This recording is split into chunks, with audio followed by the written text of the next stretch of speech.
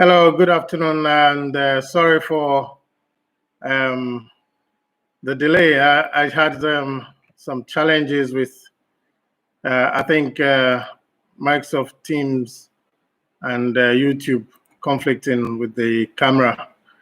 I don't know if you can all hear me. So this afternoon, I was tasked with giving this talk about the COVID-19 impact on the oil and gas industry in Ghana. And I suppose it affects the rest of Africa as well. I must first of all thank the Ghana section officers for coming up with this brilliant idea and allowing me the opportunity to talk about my experiences during and its impacts, especially the current one and the COVID-19 conditions, as well as opportunities for young professionals. Special thanks will go to James Aloteokai, who is the originator of this idea, supported by Shina Osuansa, Dr. Rivers Sinopong, Celestina Ahin, the current Ghana section chairperson, and Cyril Avevo, and all our members as well.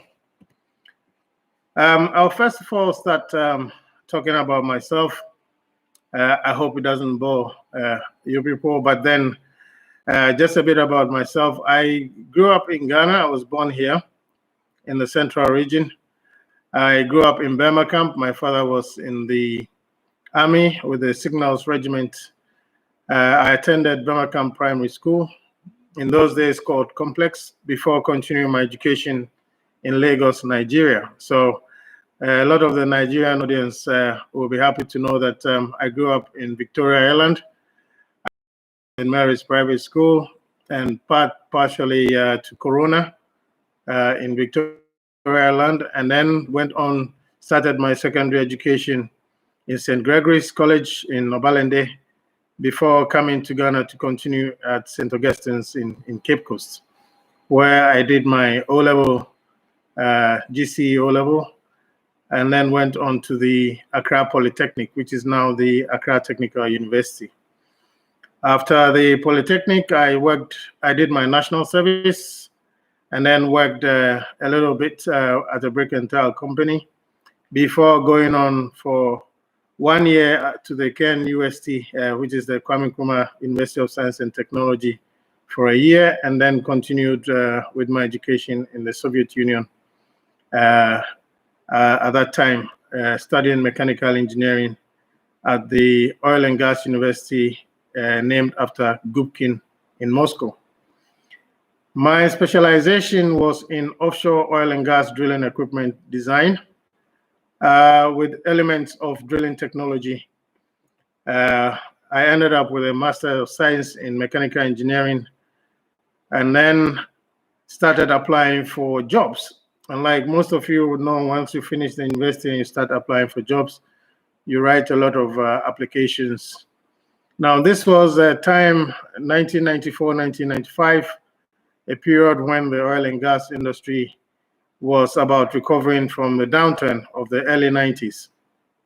Basically, the industry was on the down for several years and for several reasons.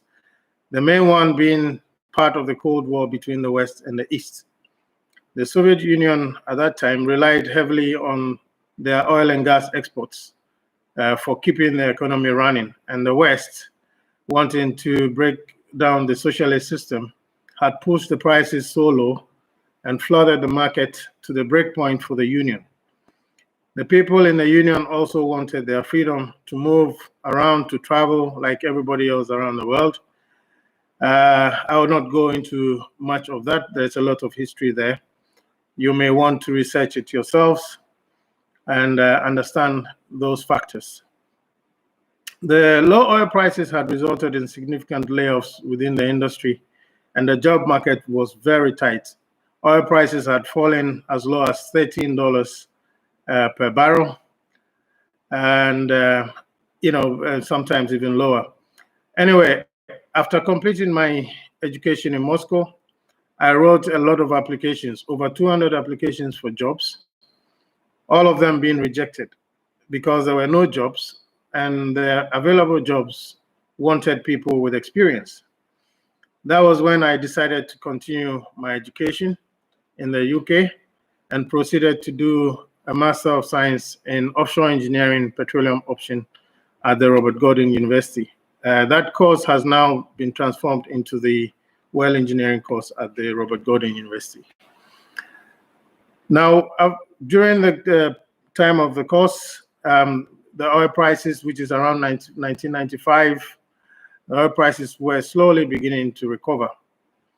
And while doing my master's at Robert Gordon, some companies had started interviewing people. I applied a lot, and with the rejects as well. One day I was in the laboratory when one of the students came and told me that there was a company looking for people for projects for BP in the North Sea. He gave me the details, and I applied and was invited to interview. And that was basically, after 3 levels of interviews, my entry into the industry. So I started with BP in Fortis North Sea, Fortis field, and then on to the Harding project. And during this period, the oil prices were recovering, like I said, and had gone from as low as $13 to around $20 per barrel, which is pretty much the current price range at this time. Not long after that, I started working with Talisman Energy on the Beatrice, Buchan, and Clyde platforms and the Ross field in the North Sea. Young engineer, that was Ross field casing design was one of my first tasks when I joined Talisman Energy. Unfortunately, by 1998, the oil price dropped again. And that was actually my first experience of a downturn. I witnessed a lot of colleagues laid off. I would go offshore, come back, and half the office is gone. Be in the office, while in the office, some people are asked to leave, and the uncertainty was very, very disheartening. Subsequently, managed through it, basically because of core competencies in both petroleum engineering and drilling, looking at production optimization, as well as drilling aspects of it as well. The current downturn, however, is a unique one, with the oil prices dropping significantly due to the production war between Saudi Arabia and Russia. It is almost as bad as the downturn in 1998. Now, aside from the 1998 downturn, there were several downturns, notably the 2008 and the 2014-2015 ones. Companies after the 2014-2015 one had not fully recovered when the current one hit. So basically, what are the differences between these downturns? I'll focus on the 1998 downturn, which had several reasons that triggered it. Most notably, contangos, which is basically looking at futures and the buildup of inventories. Oil inventories had built up to a very high level. Producers' reactions, both OPEC and non-OPEC, embarked on expansionary production initiatives and policies that also influenced the reduction in the prices. Basically, each of them wanted higher market share without regard to the price of oil. The market response to the initiatives and decisions also caused prices to fall further. At that time in Asia, including Japan, the economic situation was not that good, adding to a resulting in low consumption and basically the contangos and inventory buildup also pushing the price further lower. Now, the 2014-2015 one, by that time, the shale oil industry had also come up with all the production coming up and pushing the oil price down. Recently, this year's 2020 downturn, on the other hand, the reasons are mostly triggered by the production war between Saudi Arabia and Russia. Then comes in the impact of the COVID-19, which has driven demand low. And if we take the airline industry, which is pretty much almost shut down, for example, then it means low demand for jet fuel and low demand for oil in a lot of economics that will push also the price down. Some of the similarities with the 1998 downturn between the current one and the 1998 one. Inventories are high, tanks are full almost everywhere in the Middle East and other locations, with pretty much no more storage capacity. Like in 1998, the initiatives and policies of Saudi Arabia and Russia have influenced the lower prices. The impact of production by the shale oil industry in the US is also a factor. The ultimate aim by the Saudi Arabia and Russia production war somehow seems to be to influence the stop to the investment in the shale oil in the US, thereby collapsing it. Similar to the 2014 downturn, some of the shale oil producers are planning on continuing producing irrespective of the low prices. This could mean a longer term with lower oil prices. Now, the current one, the main difference is the impact of the COVID-19, like I've said before. The pandemic has caused a drop in demand, in addition to the low oil prices already resulting from the Saudi Arabia's Russia impasse. Even the recent agreement struck between the US, Saudi Arabia, and Russia seems not to have built the necessary confidence in the market, and prices have slid downwards, again, after the initial market response. The COVID-19 will definitely be a game changer if it lingers on for longer. The industry facilities, shipyards, building FPSOs, and the like, tank farms, etc., need to adjust to meet supply chain objectives. Prices of goods and services will be affected.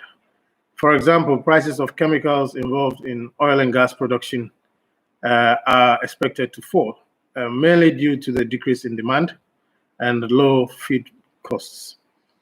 On the other hand, it is expected that areas that high levels of activity, such as the Middle East, may not necessarily see a fall in service prices or rentals, but that is yet to be seen. Then we look at, like a lot of countries, including Ghana, that we're looking at licensing rounds. And then comes in the drop in the oil price and then the COVID-19 impact. So these licensing rounds are expected basically to be cancelled around the world due to combined effect of pandemic and oil price. This in reference to the study done by Rystad Energy, who have predicted the possible impact on licensing rounds if this pandemic continues and with the low oil prices. The oil price falling below $20 per barrel, even after announcement of the Saudi and Russia production cuts. Despite this truce agreed, OPEC has mentioned that it expects demand to fall below 30-year levels, which is really, really significant. And that could basically cause economies to freeze around the world. OPEC production is also expected to be reduced by 10% in May. But in my view, that may be a bit too late. Maybe further cuts may have to be made to keep the oil price from falling below 1998 levels. Now, on the other hand, in the USA, one of the major shale oil producers, which is ConocoPhillips, has indicated the intention to cut its spending and shale oil output by about 30% of this year's target, which is not bad, a bad contribution to try and stabilize the prices. On the other hand, other shale oil companies that have the capacity to produce are intent on continuing production, which is also bound to either keep the price around the $20 or push it lower under the COVID-19 low demand environment. So basically, in my view, until the governments around the world decide to start opening the borders and come up with methods of continuing business under COVID-19 environment, the low demand effect will continue and hence push the oil price even lower. We will notice that most companies, operators and service contractors alike are also likely to reduce capex. We have actually witnessed some of them reducing the rest of 2020 capex and canceling projects that were due to start this year until further notice. Some major contracts have also been cancelled, some been put on hold. Even workover and well intervention activities will be affected, except in fields that absolutely require them to sustain some level of production. This reduction in workover and well intervention activity around such periods is normally done to help balance cash flow. Then we look at quality assurance of the facilities and maintenance in terms of inspection and maintenance of facilities, both onshore and offshore. That will continue. They have to continue with maintenance and inspection activity, and I'm doubtful that funding in that area will be significantly impacted, lest it impacts on the reliability of the facilities. In this case, the impact might be more on job losses, and as such, personnel in these areas will have to look at ways of adjusting and maybe even multitasking to help fill in for gaps that will come as a result of job losses. With the cuts in capex and opex, supply vessels activities will definitely be affected in Ghana and the world as a whole. I doubt that the costs of rental will be significantly impacted, since a lot of the companies were virtually not fully recovered from the 2014-2015 downturn impact. So supply vessels and choppers, helicopters, and things like that will probably not see a significant reduction in the day rates because they're still struggling to come up after the 2014-2015 downturn. Crew levels, however, offshore and onshore as well, will be optimized basically to allow some continuity to operations. And absolutely essential personnel will be left to continue the activities. This will impact on the helicopter flights, for example, to and from offshore, and will, probably mostly just to make sure that the social distancing is maintained. Now, all these mentioned is a young professional supposed to survive through the downturn. I'll start by talking about your actions during the times when things are buoyant and the industry is busy working with a lot of people in work. You need to gain expertise in your area of work while working. Look at potentially developing yourself in other areas as well to make yourself useful in those areas as and when necessary. Broaden your horizon. pay attention to details of your work. Take opportunities when they come. Do not be afraid to do so. I mean, a lot of people, maybe rightly so, look at staying with one company, trying to build a pension, which is not a bad idea. But when the downturn comes, the job cuts may impact your objectives of building a pension with one company. Nowadays, you can actually continue building your pension if you move from one company to another. So do not be afraid to take opportunities. Now, while taking opportunities, prepare yourself for the future. Manage your expenditure. I know it's not easy to say that, especially for Ghana and for most of African countries with the levels of the salaries, but do your best to make some savings, reduce your expenditure, since especially for young families, almost everything seems important to spend on, as well as for most of us, the need to support the extended family for both husband and wife. Save and maybe invest in areas outside of our industry. For instance, you may look at farming. Invest in farming. It's a good source of food as well as a good source of revenue. And if you pay attention to it in particular, you may find out that it will benefit you during the downturn. During the downturn period, if you are in a job, give yourself your support to your company as much as you can. Most companies consider layoffs mainly to reduce overheads. G&A is a major budgetary issue for a lot of companies. So layoffs are one of the ways to reduce the overheads.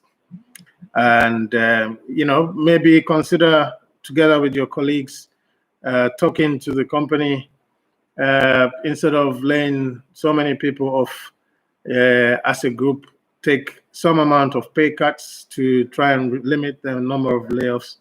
And I'm sure the companies, if you come up with some good proposals, would consider it and then see how best to limit the reduction in staff. In a lot of cases, it is actually better than staying at home and leaving just a few working. It may not always be practicable, but it's worth a try. Now, during the downturn, if you are out of work, if you have followed your managing your expenditure during the upturn, then it shouldn't be that bad. You should be able to now focus on which other ventures that you may have involved yourself in to keep your family going, and also maybe even to the extent of supporting the extended family. It is also a good time to develop yourself alternatively. Consider doing courses in other areas that you may have considered before the downturn, but maybe because of work you were not able to get into those areas. So get yourself busy and then do some courses to help you and build your CV as well when things start picking up.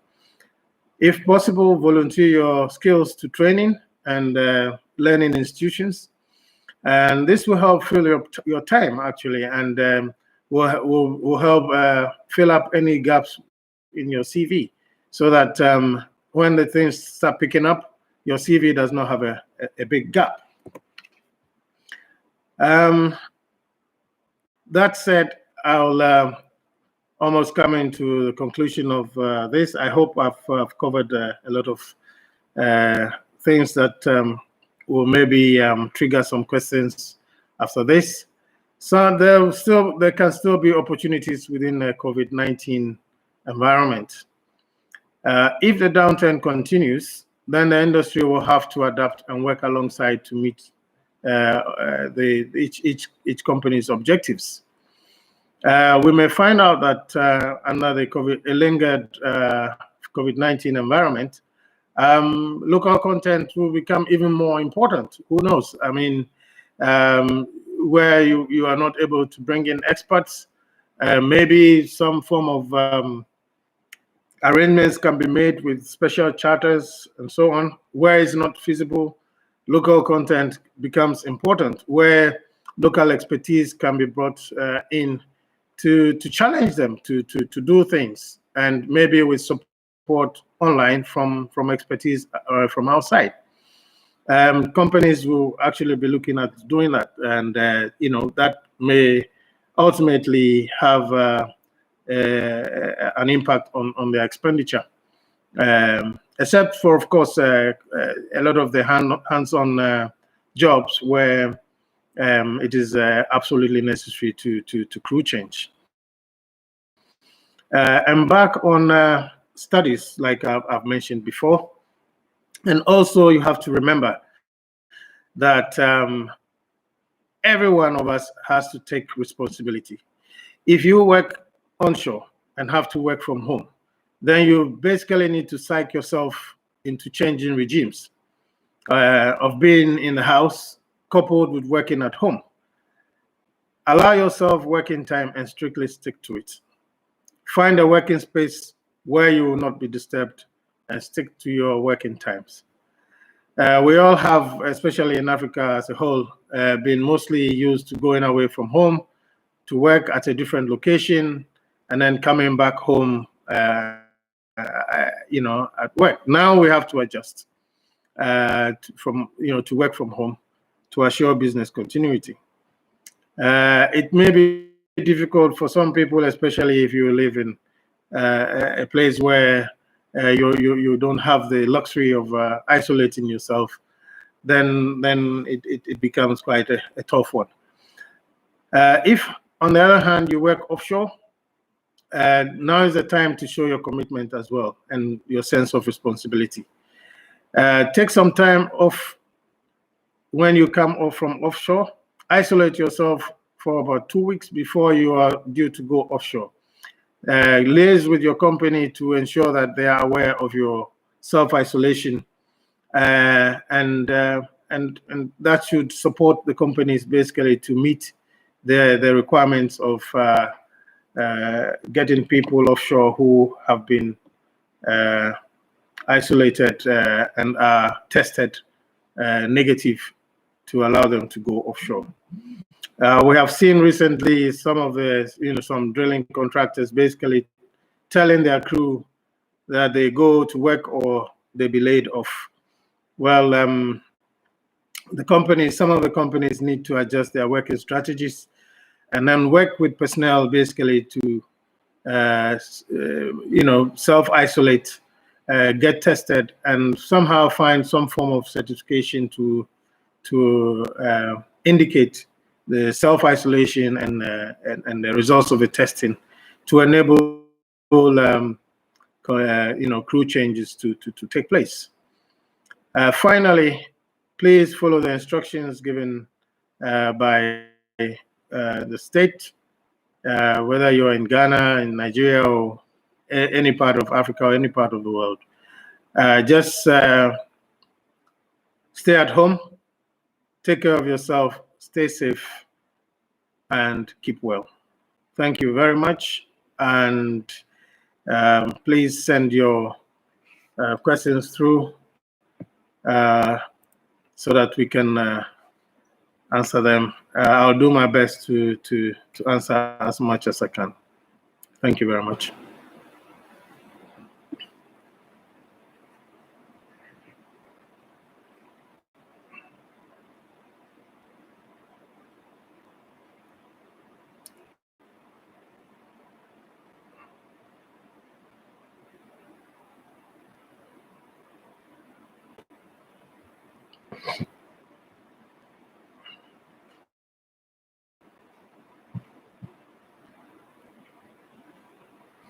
Now, I have a few questions coming up. The first one says, what measures should a country like Ghana, which produces far less amount of crude, take to survive such times, especially on the local content?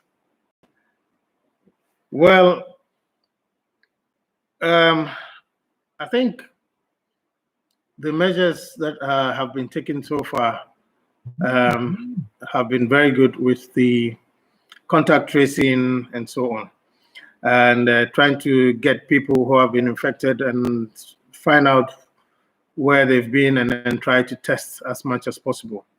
Now, with special regard to our industry, we have two main producers at the moment.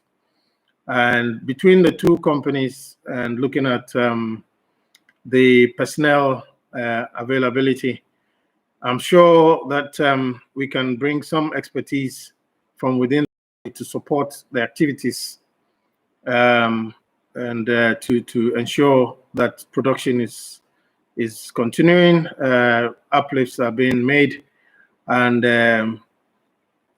if just taking the production part alone, to meet the objectives of our production targets.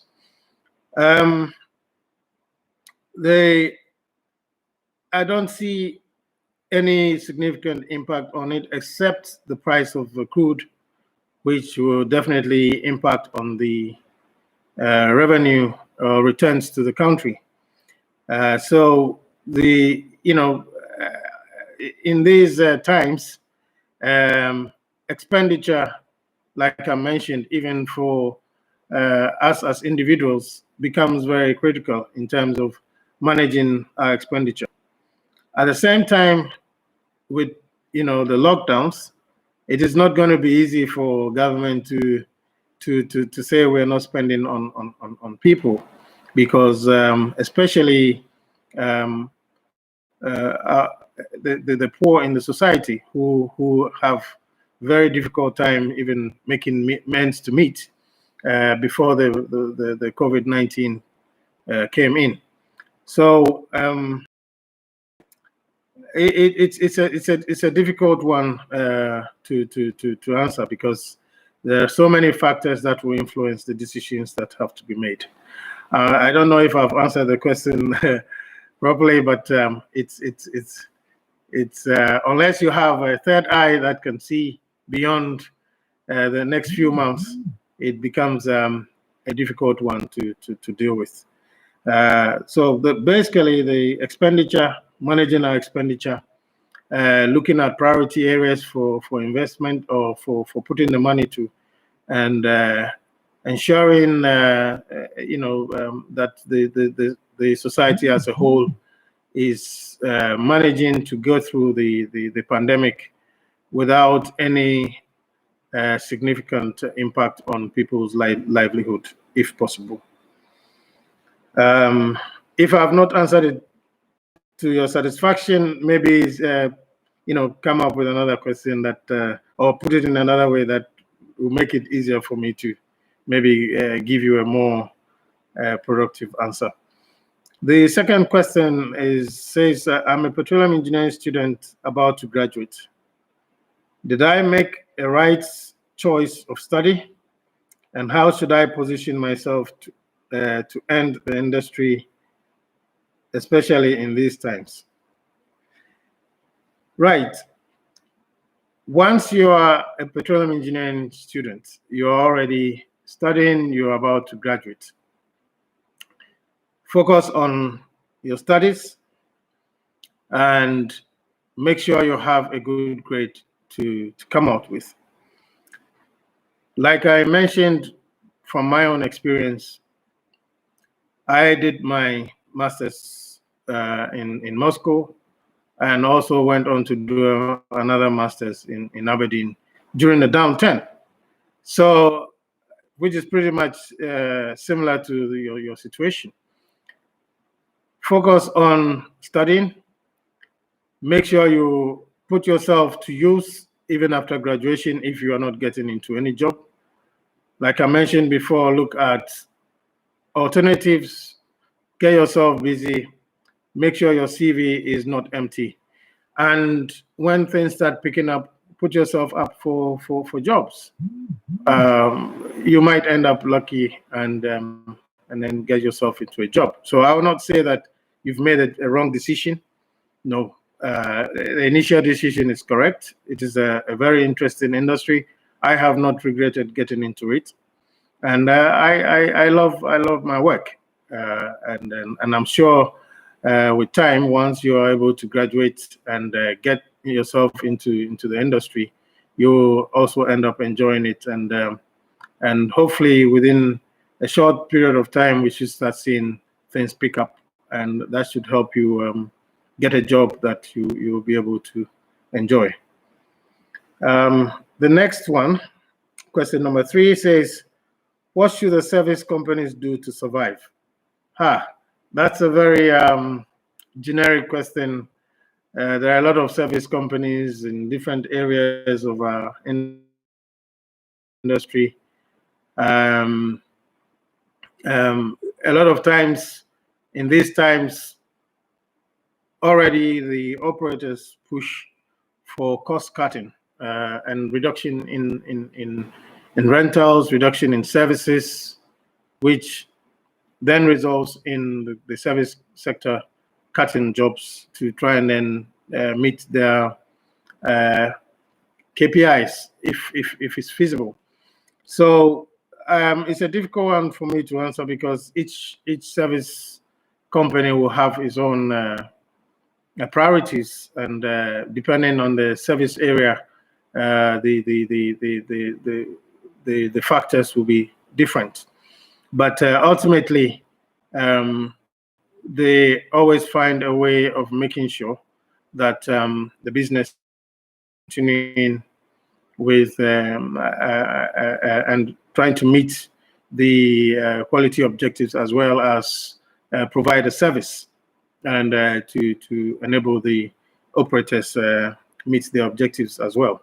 So my answer is that each service sector looks at the factors, and whichever factors will influence their survival, they will look at it and focus on it to meet the objectives of continuing provision of services. Then on the same question, is there another question? It says, what are the soft skills needed to broaden our horizon aside from classroom work? Soft skills. I think you know what the main ones. You know, a lot of times within the industry, at least with most of the software, you have to be able to use your Microsoft Word as the basics. Excel, if you are a good power user of Excel, that is very useful as well. Excel is used in a lot of industries, as well as ours especially for a lot of things, for accounting, for engineering, for finance, and so on. So just make sure you are very good with these software. As well as then you also look at data analytics. If you are able to get yourself into data analytics, learn something in how to handle data, how to process data, that can be very useful for a lot of companies, and that should help you broaden your horizon. At the same time, not only focusing on the technical aspects, just broaden yourself by reading some philosophy. Read the ancient philosophers, read the middle age philosophers, read modern philosophers. That helps to broaden your horizon as well and your perspectives. So I hope that answers your question. The next one says, what's your take on companies not quarantining some personnel and allowing them to work offshore? Well, I've touched on that when I was talking about each of us taking responsibility and to meet the companies halfway by self-isolation, let's say about 2 weeks before you go offshore, and that is from a personal side. On the other hand, the companies should actually be liaising with the personnel to make sure that they are self-isolated before they have to go offshore. I would recommend also that the companies make sure that the personnel are actually tested once a week, at least within the 2 weeks that they are self-isolating, to make sure that whoever is going offshore is actually not a hazard to himself and to everybody else on the facilities offshore. So basically, yes, each one has to take the responsibility, the company's responsibility, to liaise and actually maybe even facilitate for the tests to be done on crew that have to crew change a couple of weeks before they go offshore, and that maybe from the perspective of the Petroleum Commission, that should be something that they should be pushing for to make sure that the companies are ensuring that the personnel are self-isolating and are tested before they go offshore. What the last thing you want is for somebody to go offshore and be found sick, and therefore putting everybody at risk, including the helicopter crew and people who may be even coming off from offshore, because wherever the person sits may be contaminated, and whoever comes going home from offshore may end up picking up some of the contagions and affecting everybody else. The next question: so, what are the necessary courses enrolled by the SP to help student chapters during their stay at home? I think there are a lot of resources that the SP has for students, including the webinars and so on. So my advice would be to go on to the SP website and also keep in touch with your student organizer from the SP section.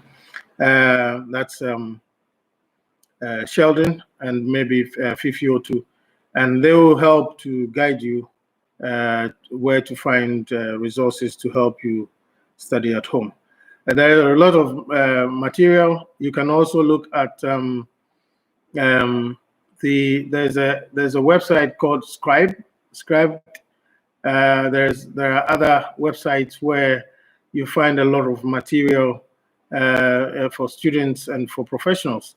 So in Scribe, for instance, there's a lot of material put there for free that you can download to help you study. And there are other websites, drilling websites. Recently, John DeWatt, who is a very strong SP member, and his team have come up with a document that looks basically at drilling automation, and it's a very, very good resource. If you go onto LinkedIn and check John DeWatt's page, you'll see the link to the website where you can find this document. And that it's a very, very good document for any petroleum engineering student looking at the drilling automation aspects. So a good resource there. Next one, it says, can one need training to go into farming? Who do we seek advice from? Farming, that's good. I think before you decide to go into farming, your best bet is to go to the Ministry of Agriculture and find out, especially within the country, which area you want to farm in. They will be able to advise you on which crops or products are able to grow there properly, because not everywhere that you can grow certain types of food, and vegetables or things like that. For instance, if you go into the Pram area, everyone knows that it's very good for farming. They're into mangoes and things like that. So depending on where you want to do the farming, the Ministry of Agriculture will advise you, and they will even direct you to some of the outlets within the regions, whichever region that you're looking at. And the agric officers there will be able to advise you properly to come up with which crops are the best to go into, and then even help you come up with a business plan on how you want to approach the farming, and then support you with it. So I would say, instead of listening to people talking, I can give you some tips from what I do, but it will be probably best to go to the Ministry of Agriculture. I think that was the last question. I don't know if there are any more questions, James and the team. Please let me know. No. Okay. Sorry, there are a few more questions coming in now. What does this mean for the immediate future of oil production in Ghana? I do not think it's going to impact on oil production in Ghana. The production levels that we have will probably not reduce. I do not see any either Tullow or ENI deciding to cut production. You know, they'll have to keep production going. I don't see that happening. The main thing there would be making sure that the crews are safe as usual, and when there's crew change, whoever is going offshore is actually in good health to go offshore and to continue with production. So in the immediate term, I do not see any significant impact on production in Ghana. Next question says, does the current turmoil in crude oil prices justify calls that going forward hedging should be part of government's plans?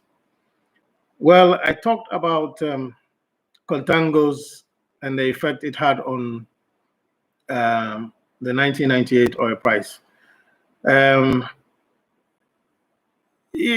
One might see it, if you look at it simplistically, that this looks like the best opportune time to go hedging.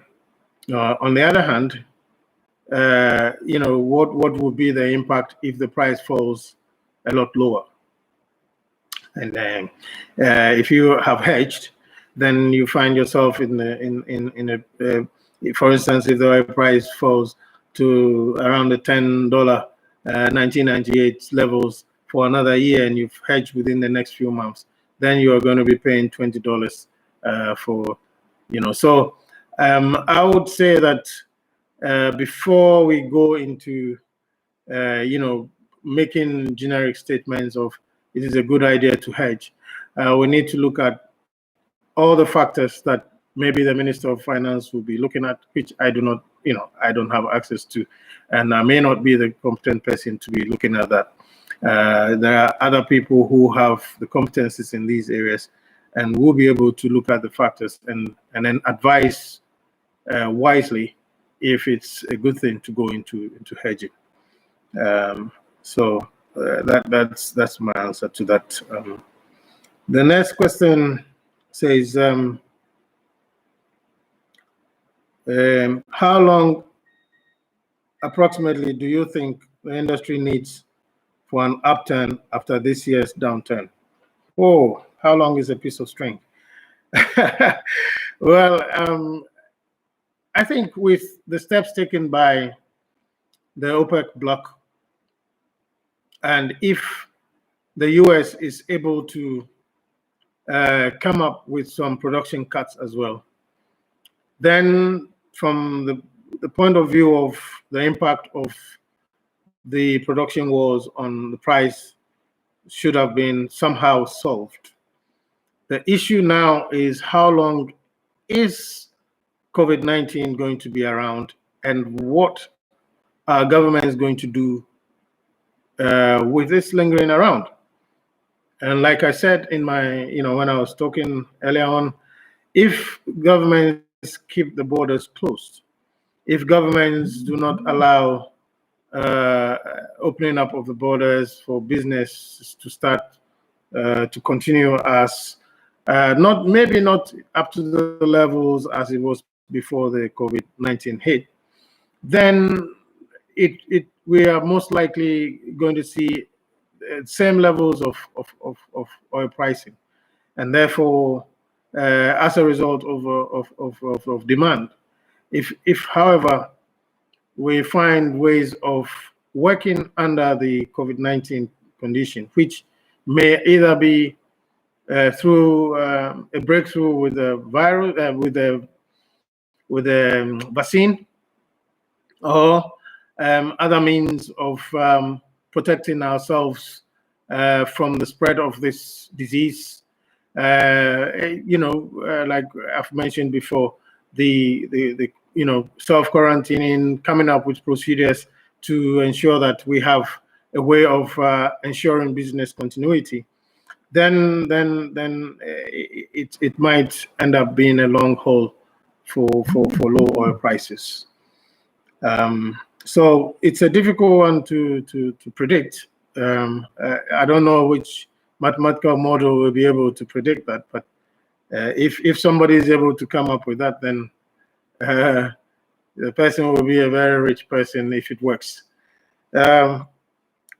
Next question. Low oil price is good as input of production.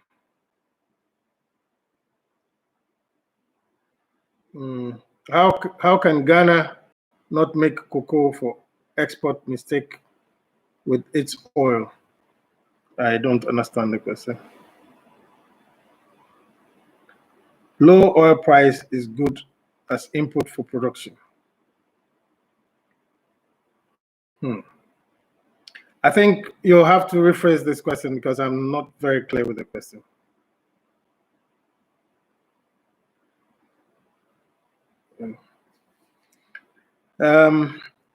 What can countries do to boost local consumption, especially with respect to refining? Right. Local consumption will have to go hand in hand with industrial development. I mean, if we don't have the means to consume the produce, then you may put in as much refining capacity as you want. You may find out that you will have to export a lot of what you refine if the industrial capacity is not there to consume the produce. So I would say that the initial bit would be to look at industrial development, looking at how best to improve on producing what we can here, reducing imports on what we can actually produce here, and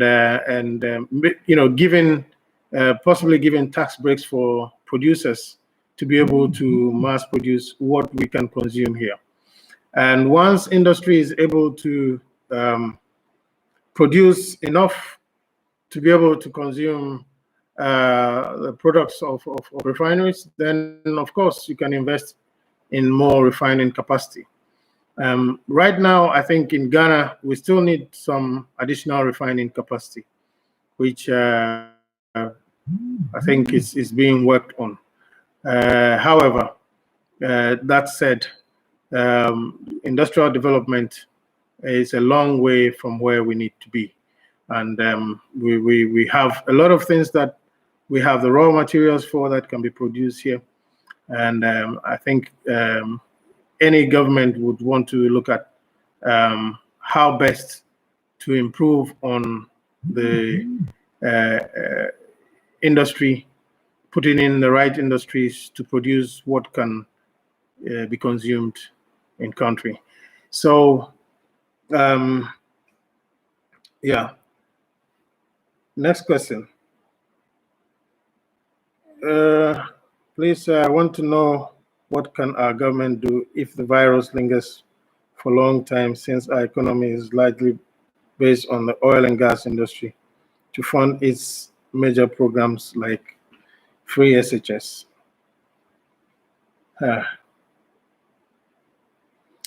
I think I've addressed this before in my previous answers. Once the oil price is not dependent on us, once it's influenced by global geopolitics, and right now all the effort is being made to make sure that the price does not fall so low. Then if the COVID-19 continues, and if the measures being taken by the Saudi Arabia, Russia, and the US to curtail the further price fall works, assuming that COVID-19 continues as it is now and prices remain at today's levels, then whatever revenue we're going to get out of it will be pretty much the same for some time to come. On the other hand, if the demand for the produce does not increase, which is basically consumption of what has already been stocked in the tanks, inventories being used up, then of course the further push to low oil price will impact on the revenues coming to government, and therefore impact on government's ability to fund some of the activities that it's involved in, like the free SHS. I cannot say for sure that will happen. I'm sure they will be looking at other ways of making sure that is kept going. It's not in anyone's interest to reverse what has already been started, and what people are benefiting from. On the other hand, if it comes to the crunch, and that has to happen, then I'm sure they'll have to find a way of letting people understand why that is the case, and maybe temporarily suspend it till it's feasible to return to it. And people will have to understand it, because it's beyond anyone's control. I hope that answers your question. Next one, cocoa was produced mostly for export. That was a mistake then. No agro-based industry. How can we avoid doing the same with oil? Very good question. This, I think recently we have seen us use a lot of our cocoa produce in country, with a lot of other companies coming up and making cocoa products, chocolates, cocoa powder, and so on. We are still at the point of exporting a lot of it. We still have to get to the point of producing or making the products for export. If the countries that import the raw material want to produce chocolate, then they buy chocolate from us. That is something that is achievable, and I think it's something that needs to be worked really hard on. When it comes to oil, like I've mentioned before, the consumption goes hand in hand with industrial development. Where are we with the industry to consume most of what we produce in country? I would say, I don't have the figures, but I would say we are nowhere near where we need to be to consume a lot of what we produce.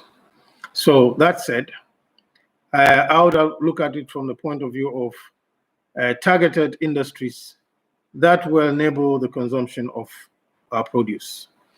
At the same time, looking at the petrochemicals, where things like products that we import, the made by the product